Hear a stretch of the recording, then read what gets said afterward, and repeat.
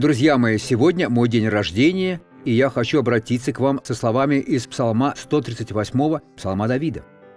Он написал следующее: «Славлю Тебя, потому что я дивно устроен». К вам это тоже относится. Помните, только Бог мог создать нас такими, какие мы есть, с нашей возможностью думать, любить, сопротивляться искушениям, делать для Него великие дела. Нам следует славить Его за это. Кем бы мы были, если бы Господь не видел, как мы были созидаемы, и не помогал нам по сей день?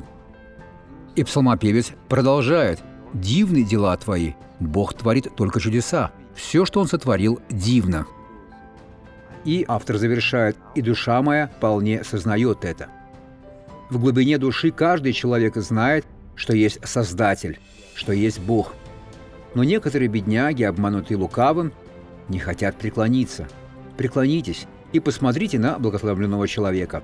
29 лет назад я сломал эту руку, и после этого я не мог двигать кистью, а теперь могу. 29 лет назад вы сломали руку. Запястье. Запястье. Играя в футбол. Играя в футбол. Кисть не двигалась и сильно болела. Вы не могли этого сделать? Нет, а теперь могу. Как прекрасно, друзья. Иисус прекрасен, друзья. Аллилуйя! Слава Богу! Теперь я хочу помолиться с вами. Отец, благодарю за то, что я существую, за то, что Господь спас меня, движет мной. Я благословляю всех людей, которые молятся со мной, где бы то ни было. Все зло обличено во имя Иисуса. А вы скажите «Аминь».